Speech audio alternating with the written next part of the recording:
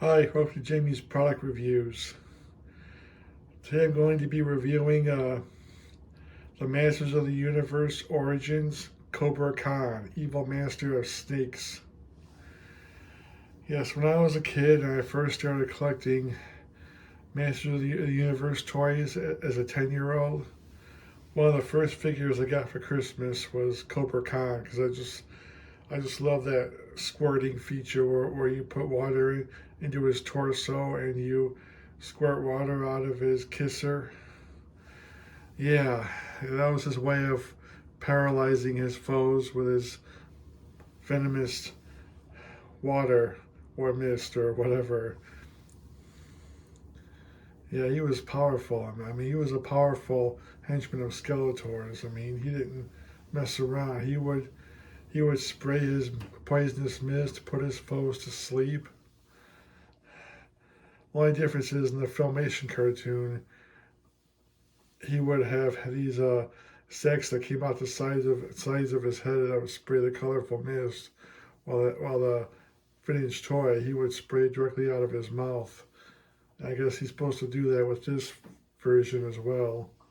Another big difference between this version and the vintage version is that this the Origins version, unlike the other versions where you squirt water out of their mouths, is this unlike my last review of Snout Spout. He does not have the same action feature that the vintage version had, where you squirt water out of his mouth. He just has a blast effect that I'll show you in a little bit. Yeah, that was kind of a letdown, but it is what it is. You know, I'm still happy to have this figure. I got him at a reasonable price, and now I'm going to open him up and I'm going to unleash the snake. And well, actually, it says he's part of the Snake Man, and I guess, but he was initially introduced that way. He was introduced as simply a henchman of Skeletor's, but then later it was revealed that he was part of a group, an evil group called the Snake Man, which of course is led by King Hiss. And I cannot, for the life of me, get my hands on King Hiss. Since he's a snake man as it says on the packaging, he does indeed have ties, and he is affiliated with the Snake Men because that's what he is. Kobra Khan is a snake man. He always has been. He's just, I guess how he got left behind from the Snake Men whenever they were put into exile or whatever, and ended up as a henchman of Skeletor's. I never know, but I guess it's somebody's story and they're sticking to it. But enough blabbing. Let's get this guy out of his package.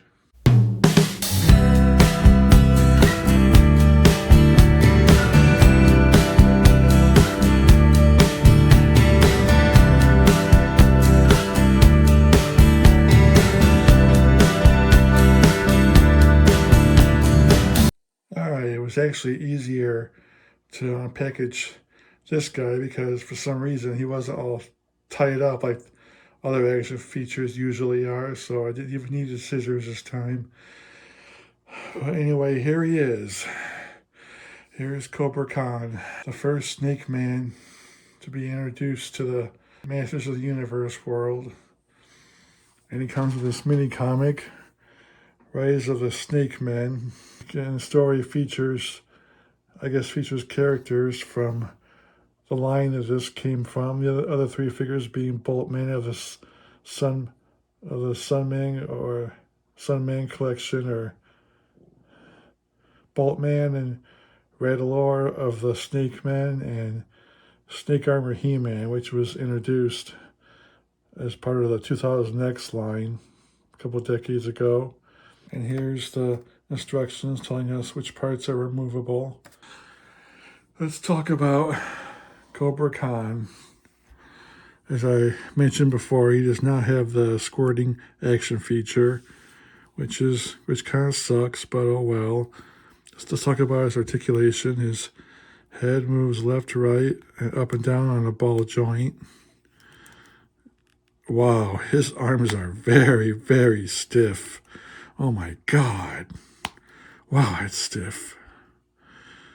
His arms move out, up and down, He bends at the elbows somewhat, twists at the wrists, turns at the waist, legs move out, bends at the knee. He's got a boot cut, which is coming loose, and his ankles move a little bit as well. Wow. Yeah, I mean, yeah, I just popped his head off, and as you can see, he does not have a shaft where you would pour water down like the vintage version and squirt water out. You just simply, just like any other figure, you pull the head off, and it's got all you see is the ball joint. So let's just get his head back on.